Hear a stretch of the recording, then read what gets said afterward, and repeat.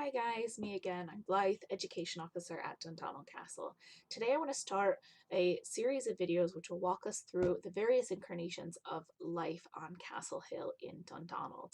And we're going to talk a little bit in each one about the culture and what life was like on the hill in Dundonald and of course throughout Scotland. So today we are going to be talking about Iron Age Hillfort that was on the hill and a little bit about the Celts, a little bit about culture in the Iron Age. But because this really isn't my area of expertise, I'm going to hand over to the castle's archaeology coordinator, Lauren, and she is going to tell you all about the Iron Age in Scotland and on our hill. Hi everyone, so my name's Lauren and I am the archaeology coordinator at Dundonald Castle. So today I'm going to be talking to you a little bit about the Scottish Iron Age and having a little look about how Dundonald's history features in that. So when we're talking about the Scottish Iron Age, we are generally looking at the time period from around 500 BC to around 300 AD. Now the dates kind of vary before that and after that, but that's the area defined as the Iron Age in general. So we're looking at a period of around 2,500 to about 2,000 years ago. The start of the Iron Age is generally defined by the use of iron in Scotland. So this is generally a period where they are moving away from using bronze as their main metal towards using more and more iron in their metalworking. Iron is a metal that can be used to create better weapons, armour and other daily goods. It was much tougher than bronze, and the use of iron over bronze gave people an image of power and prestige and made them seem important. So for those that were using iron, this was a lot harder to come by than the materials used to make bronze, and so if they were using it they probably had a little bit of money, a little bit of power, and they had people working for them basically that had the skills to work with iron rather than bronze. So where did they live? Iron Age people lived all over Scotland. Some even lived right here on Dundonald Castle Hill. They lived in a number of different structures, however the most iconic is probably little round huts known as roundhouses. These houses were made from wattle and daub walls, the wattle being an interlaced wall of sticks and branches, and the daub being a mixture of clay, mud and even cow poo at times. Basically whatever they could get their hands on. So obviously these walls might have been a little bit smelly, however they were really strong and they were also really good at keeping the inside of these roundhouses warm, which is really important as you can imagine. We all like a nice toasty warm house. These buildings would have been roofed with thatch as well, so they would have had thatched roofs. The Iron Age people may have lived in roundhouses, but they were also really good at building hill forts. These hill forts would have dominated the landscape across Britain. Today we know of around 3,000 hill forts from the Iron Age, including the one at Dundonald Castle. However, that's just the figure that we know. There might have been many more than that. As well as Dundonald Castle, we have quite a few within walking distance of the one here, and these include Wardlaw Hill and Kemplaw as well. So these could have been used around about the same time as the Dundonald one. It might have been used by family, friends. They were probably used by friendly people rather than those which are maybe considered enemies just because of the proximity of them, and they probably would have done a lot of trading within those areas as well. So what were they doing on Dundonald Hill? What do we know about them? Well, what we do know about the Iron Age in Dundonald has mostly been found through the archaeological evidence. So back in the late 1980s and early 1990s there were a series of excavations carried out, and during this time is when they actually found 6 large roundhouse structures on top of Castle Hill. So although you can't see them today, they are still situated under the ground, and these structures vary in size, but most were around 8 to 9 metres in diameter, so they were quite significant structures. As well as the roundhouses themselves, as well as the structures where they were living, they also found some shell bracelets and glass beads. So these are generally materials that would have been used in jewellery making, so we know they were making jewellery, wearing jewellery. We also found some spearheads, so some forms of weapons. They found crucibles. Now, a crucible is a sort of mould that is used within the metal working process, and they found some knives as well. It's thought that at some point the Hillfort may have been surrounded by a timber and stone defensive wall that was at least partially set on fire near the end of the Hillfort's occupation. Now, this is something that occurred across Scotland. We do see a lot of evidence for Hillforts being fired towards the end of their lives. Nobody really knows why they done it. It could be ritual. They might have done it as a way of saying goodbye to the structure. They don't need it anymore, so they set it on fire so that nobody else could use it. It could have been used as a sort of strengthening process. Maybe they thought by setting it on fire it strengthened the walls. Nobody really knows why they done it. However, we do know they done it at Dundonald Castle, and the reason we know this is we found evidence of vitrified rocks.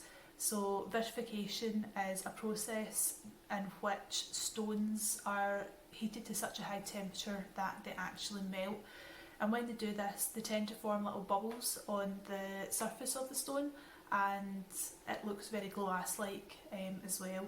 We do actually have a really good example of a vitrified stone from Dundonald Castle here. We also know that the people living on Dundonald Hill were traders. Our main evidence for this is pottery. So when they were doing the excavations on Dundonald Castle Hill back in the 80s and 90s, they found lots of pottery from all over Britain as well as mainland Europe. So we know that the people that were living in Dundonald Hill were also trading with places as far away as mainland Europe.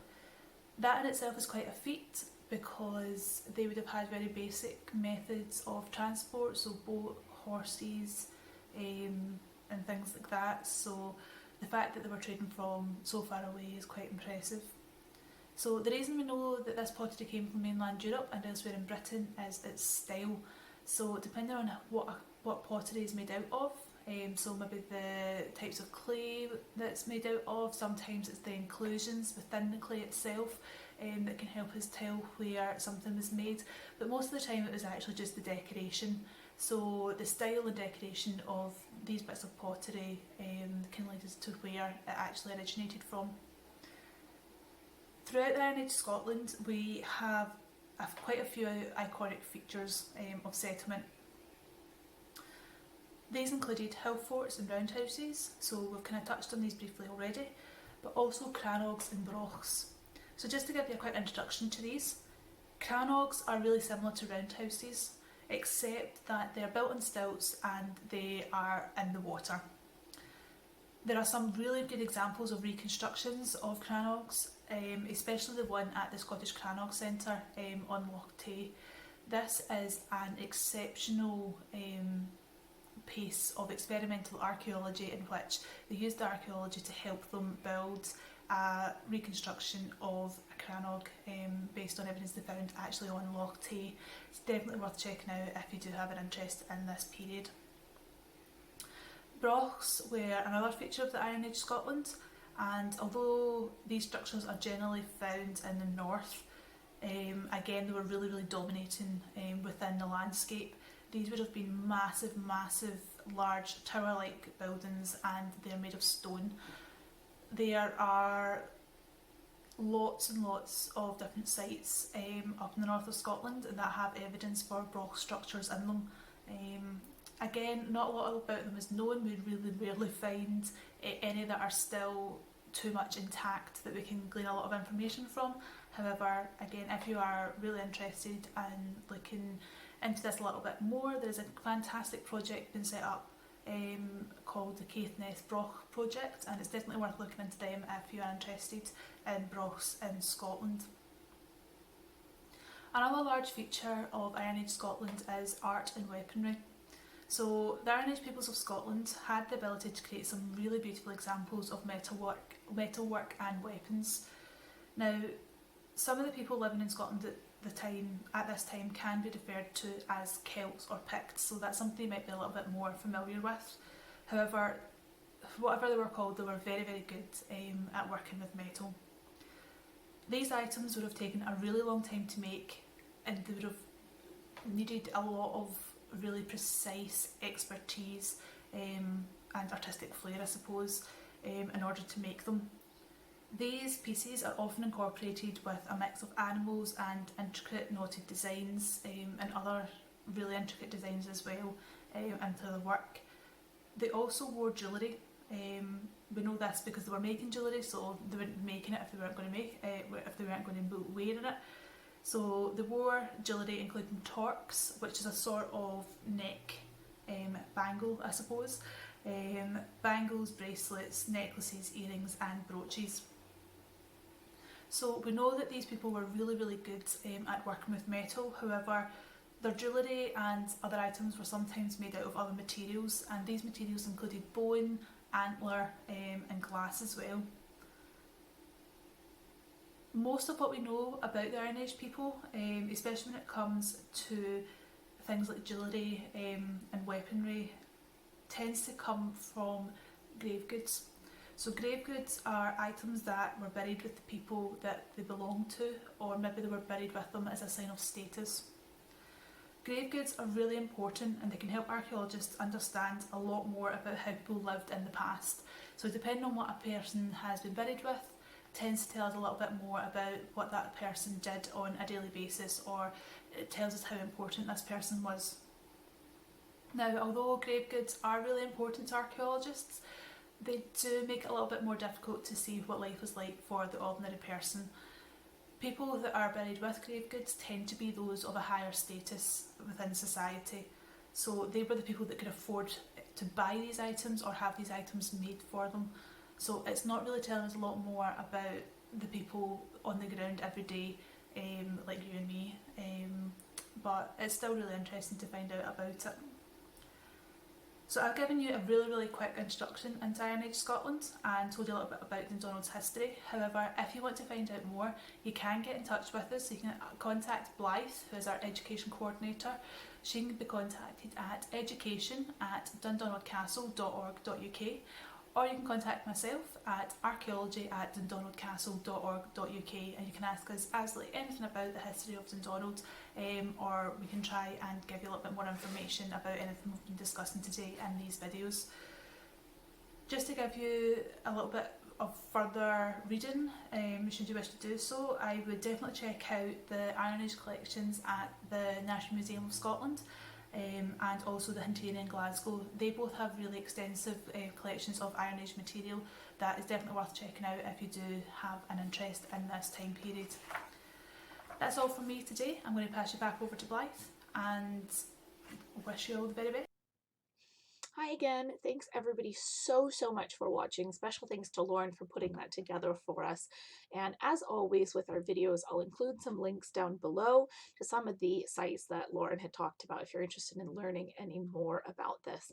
And if you really enjoyed this video, please consider going to our website or our Facebook and donating a little bit to the education team at Dundonald Castle so that we can continue to make these for you. Thanks so much.